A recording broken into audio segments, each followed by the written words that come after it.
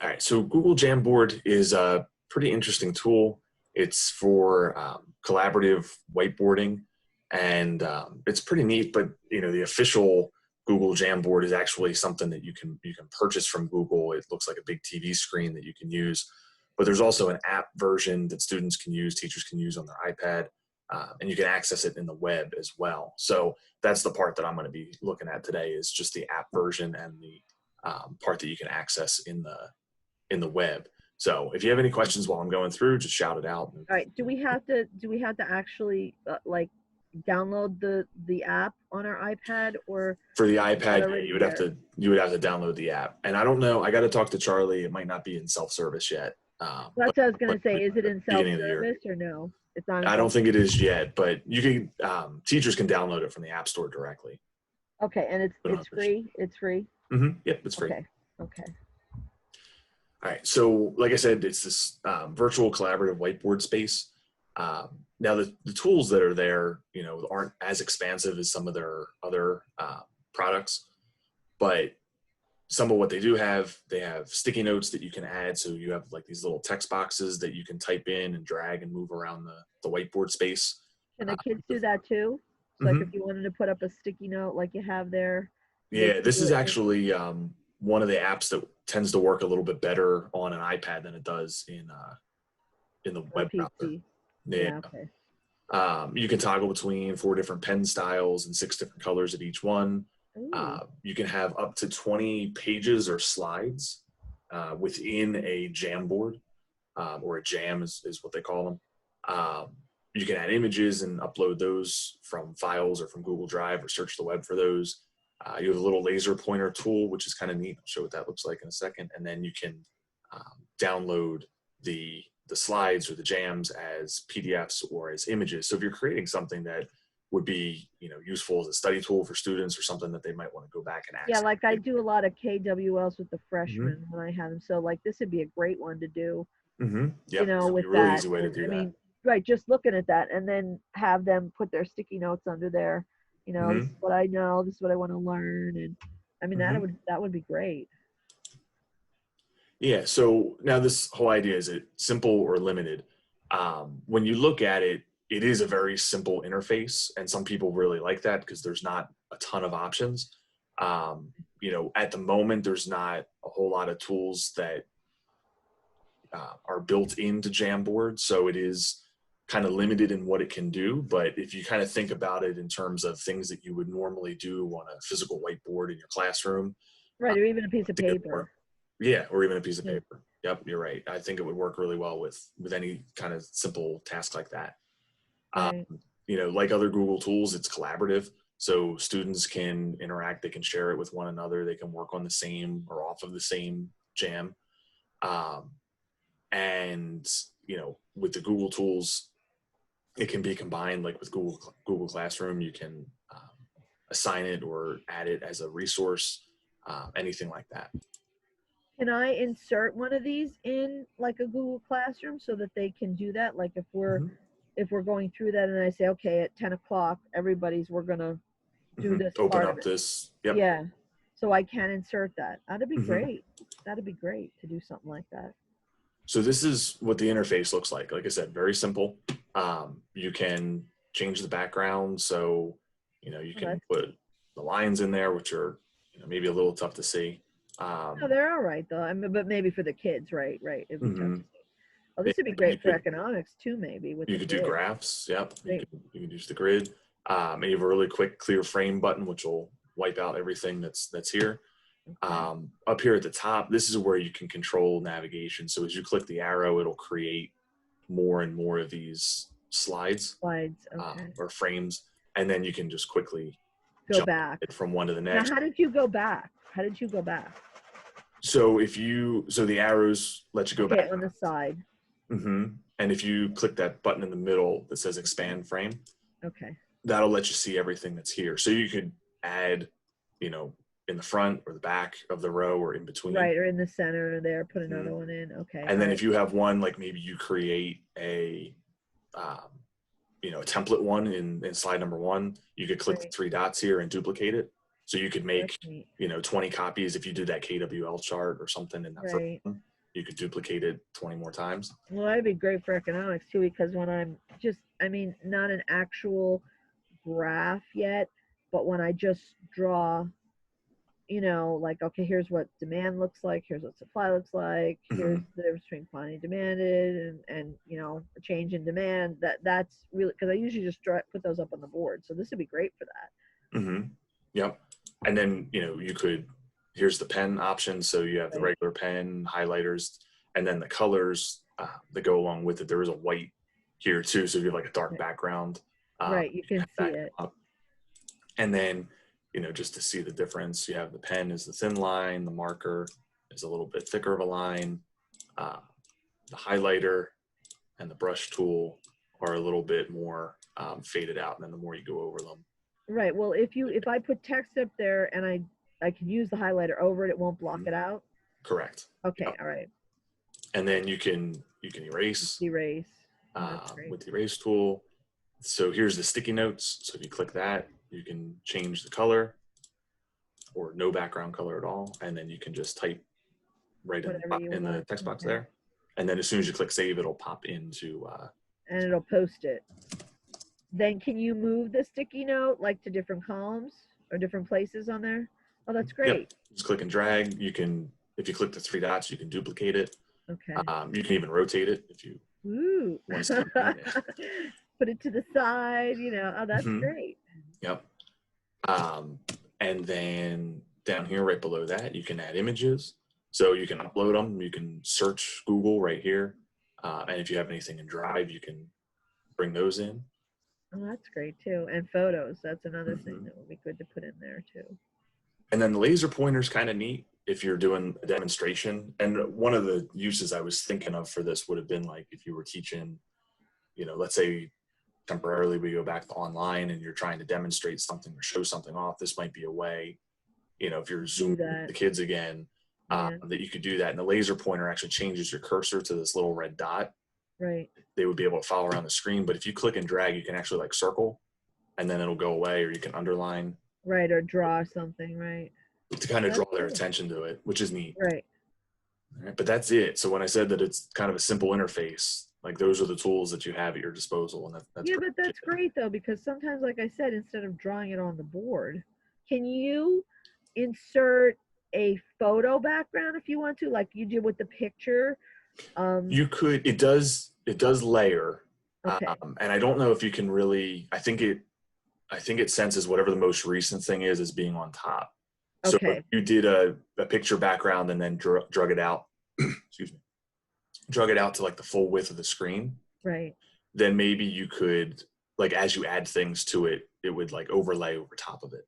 Okay. So if we did like you had the Washington crossing the Delaware, if you Mhm. wanted to take either the laser pointer or one of those things and you just put, even if you don't have it as a full background, but you have it, most of it, and then you take the pen or whatever and you're going to circle Washington's head and one of the other figures, you know, why is this an example of, you know, drapery or whatever that you're talking about? You could actually do that without causing Mhm. any issues. Yeah. So if Well, we that's pull great. So this would be good for that too. Okay. Yeah, that would be another good way to do it. So you could drag and resize if you wanted to. Right. You know, that one maybe not the best quality, but yeah, you could do the laser pointer. You could circle Right. that. So that would work. You could also, if you wanted it more permanent, you could use the Right. You pen use the tool pen. and then Right. do something like that. You could add sticky notes and kind of put them out to the side. Maybe the kids have to identify or Right. What is this something. figure doing? And oh, yeah, okay. Well, that'd be And then great. you could just quickly go and you have the undo button, so I could get rid of that circle or clear frame, right. just get rid of everything. Right. Oh, that's great. Oh, yeah, this is neat. Look at that. That's cool. Yeah, so I have a couple examples, different things that you could do. So one of them was just a very simple mind map, Yeah. a way to kind of create this really quickly. And what I did for this to work was just I did a quick image search for circles, and I think I did the PNG file type because those tend to not have a background to them. And right. then just selected one real quick. And then just kept repeating it. Yep. And then I just kind of put it in where I wanted it. and shrunk it down, and then I did the shortcut control and the letter D for duplicate, Okay. and wherever I And need then just put them right, move them all over the place. Well, Mm-hmm. that works though. That's great. Now, can you do what you did the other day, which was put in an actual, what was it, the PDF or PNG, where you actually, where you actually downloaded like a worksheet that was sort of the mind map to begin with? Can you do that, or is this better to do this? If you have an image version of it, you can do that. Yeah. Okay. If you have a picture of it, you could just insert the whole thing. Okay. It would work But just. it's probably better with something like this if you're doing something that you know to customize it. So I understand what you mean. But I mean, Or just like a quick on the fly, right. And then the way this would work is the students would have these little sticky notes. Right. And then they could put them put out the side, or and then they could just kind of drag them to where they go. And then this was just a simple, like the little pen tool to draw the line to connect them. Right. So, it's not as pretty as you could make it with some tools like Google Drawings or something like that. But a lot of the times what we end up doing on the whiteboard is just a really quick, either spur of the moment thing, somebody brings it up in class. Right. And, on the fly, you just. This was another one I thought was neat, was the idea of using, cool for like identification. So again, this was just a simple, quick little Google image search for animal cell. And I think I added the word blank to it so that the answers weren't in there. Right. And then I just did sticky notes here across the bottom for what needed to be labeled. And then for the students now, all they have to do is click and drag and put it in the right location. Right. So that was another really quick, didn't take me very long at all to kind of put that together. No, that's right. And that'd be great for parts of the microscope or anything like that. Yeah, anything where you have to identify phases of the cell dividing. That would be great for that too. Yep. And again, like I said, really easy to do. The word reveal I thought was kind of an interesting approach to it. So this one, I actually looked for a Google image of the water cycle itself, but with the labels. And what I did was I took the pen tool and I scribbled out. Crossed it out. Yep, that's all I did. And then what do you do? Just take the eraser? So then I would ask a student maybe, okay, what would we call this step right here? And then if they, answer correctly, it would just, if I click and hold with my mouse, right, I can just kind of really erase it, and then it looks like I'm revealing the term there. Right. Oh, that's great. Again, that's just a really quick demonstration thing.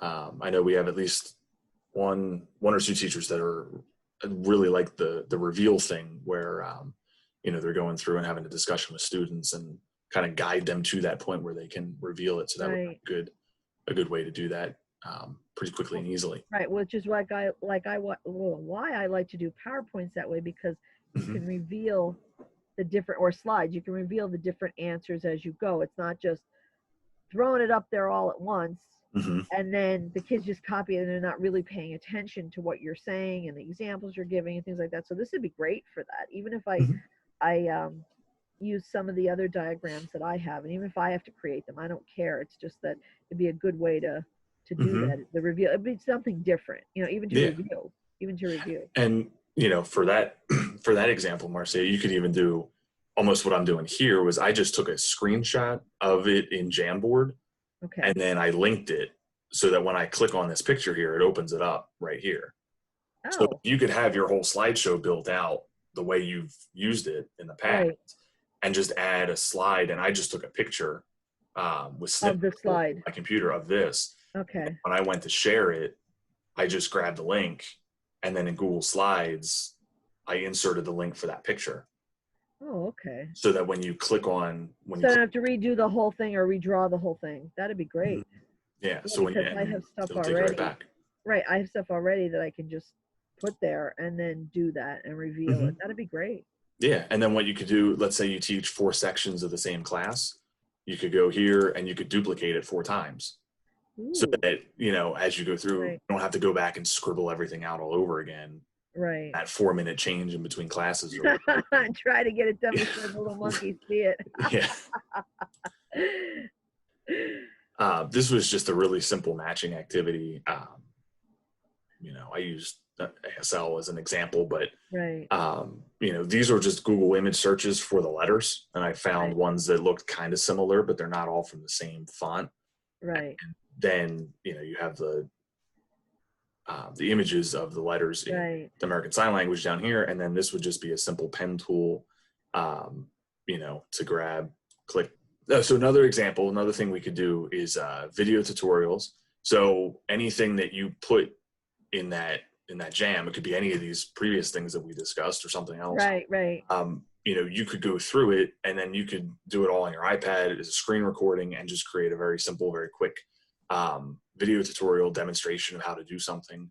Well, this would work great for the highlighting or something like the that. backwards teaching model too. This would work great for that, because you could, you could teach part of the lesson and then have them go over it that night to watch that. That'd be great for that too. Yeah, like that whole flipped classroom idea or something. Right. Yeah, the flipped classroom. Right. All right, so this one for reading and annotation, and Marcia, I think you actually asked about this in the beginning. Yeah. So what I did here was, this is an image I took using snipping tool of the Gettysburg Address. Gettysburg Address, right. Yep. So what I did was just insert that image and upload it from my computer. And then now students can, or even I can, if I want them to look at something specific, I used the highlight tool to highlight a couple different things that I wanted to point out, or students could highlight. And then over here on the right side, I added these sticky notes with questions, related to those things that were highlighted. So then students could either double click or click and edit, and they could type their response here, or they could add another sticky note. Maybe I want them to respond in green, and then put their response right next to it, or something like that. Now, if you do this live, will it end up that the kids' sticky notes will all be on top of one another, or, I mean, how will that work? Like, will I have to physically separate them? Yeah, for this example, I was thinking of having the students make a copy so they had their own individual one. If you were going to do like a collaborative thing, right? Maybe you would do this as one page, and then if I go and duplicate this, put their answers on the second page. Yeah, let me get rid if of I the get rid of questions that there. Right. Yeah, let me erase that, and then maybe I would do like a simple 2-column. See how well I am at drawing a straight line here. Like for question 1 and question 2 or something like that. And then maybe put the questions, something like that. And then as they add their sticky notes, they could add them below. They have to go underneath, right? Well, that makes sense. That would be. Timelines would be another one. Oh, that's a good one. So for this one, all I did, let me close out of that. Same process where I did a Google image search for a timeline. Right. And did I lose my boxes? I guess I did. So you got that as a template, the arrow with the line. Yeah, so I didn't draw this. This was just a Google image search. And I think what I did was look up. Let's try that.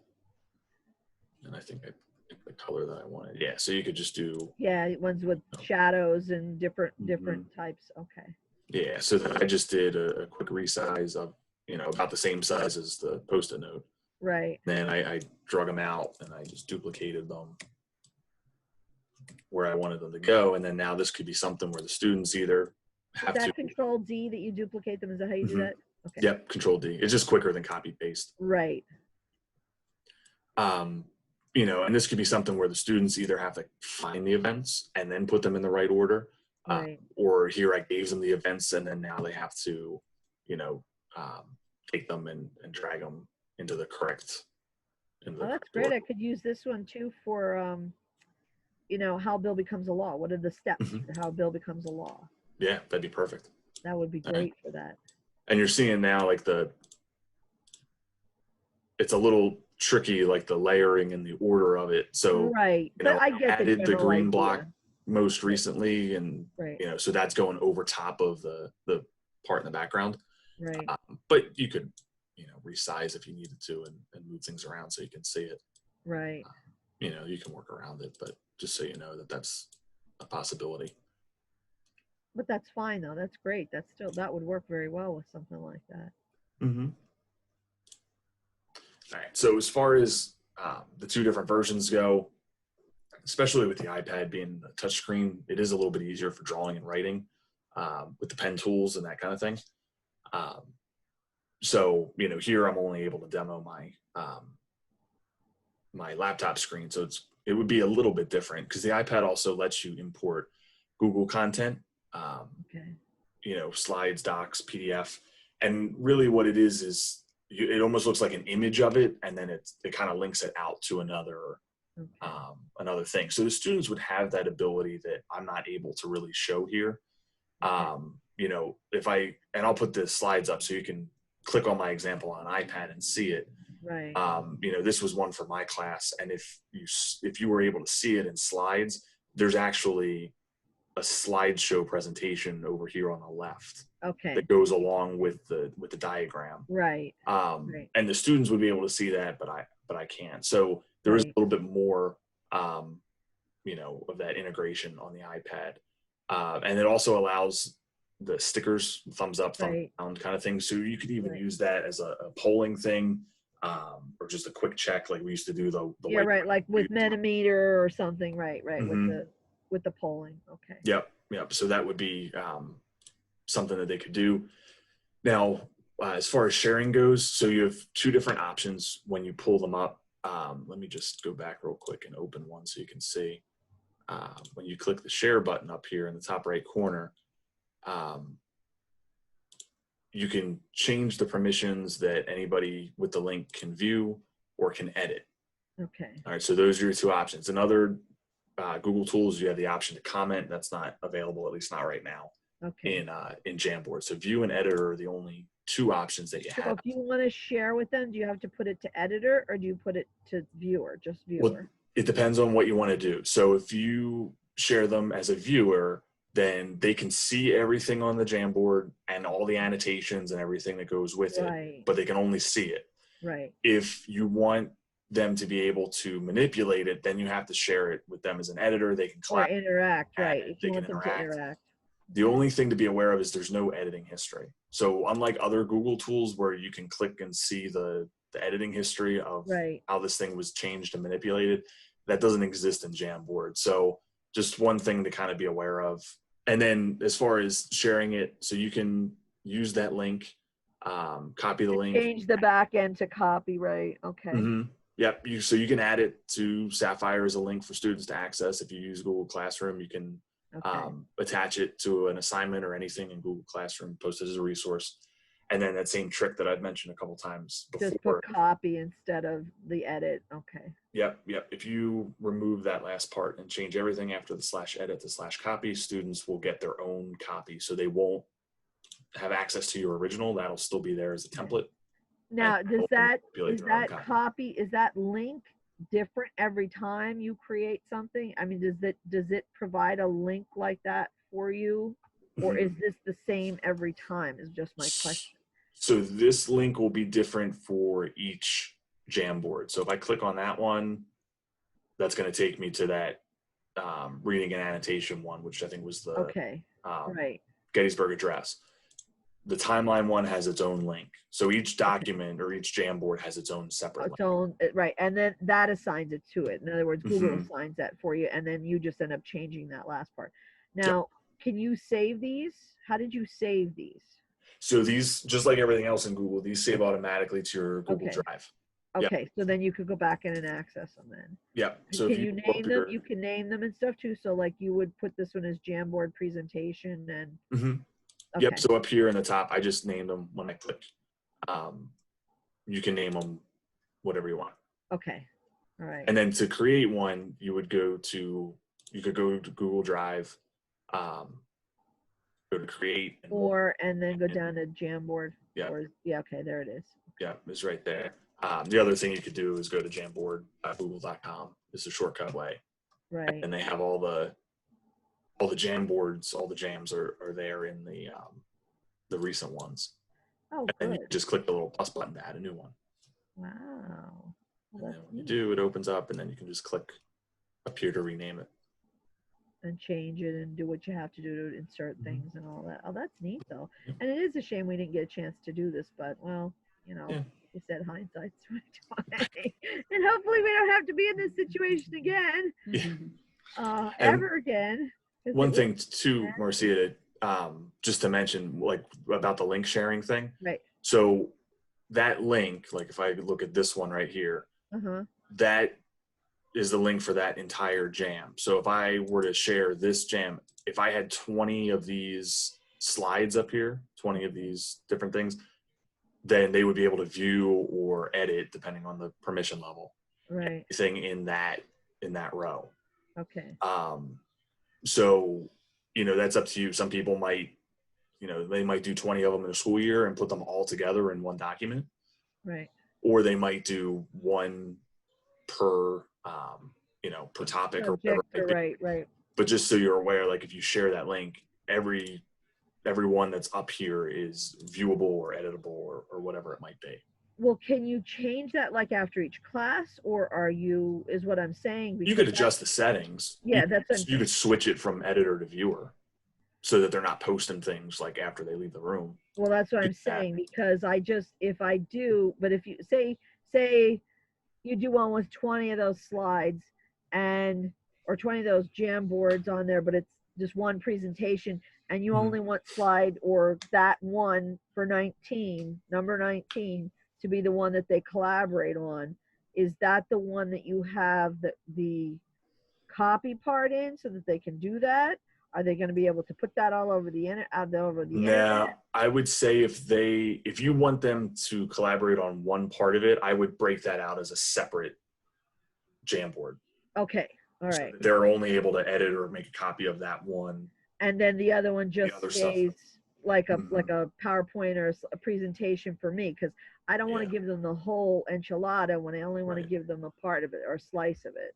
Yeah, it's not that granular yet where you could Okay. say, okay, out of this, I want to give them access to 1, 2, and 3, but nothing else. But okay, so you'd have to sort of put it as maybe like Jamboard 1 and then Jamboard 1A. So 1A might be the one that however you label it. Okay. Right. So I understand that, because if I do have that, I will have to just go out of that. All right. And then the last page of the slideshow is just a couple different learning activities, different ideas, kind of like what I gave that, if there was any other ideas out there for using Jamboard in the classroom, and then their support page for Google. So if you have any questions or problems or anything, you could just view their support pages there. So is there any questions or anything like that? No, I think that's pretty neat. I may end up doing a couple of those because I think that'll be something fun and different. And with those ideas that I had, I could probably use that instead of, just the static, we'll put it up there on the board type of thing, or project it up there and not be able to interact with it. So this would be a good way to be able to interact with it, even for me, to do that, to just be able to circle things or what, you know what I mean, or draw attention to it, and I can just erase it. Because and I was thinking too, like even for my own room in 400, I have just one panel of whiteboards, but it's also the projector screen pulls down to cover it up. So how are you going to do those things? Right. So for me, like this might be a way to quickly transition from one thing to the next, rather than I got to mute the projector so it's not projecting anything on the screen, pull the slide up or pull the screen up, and switch and go back again.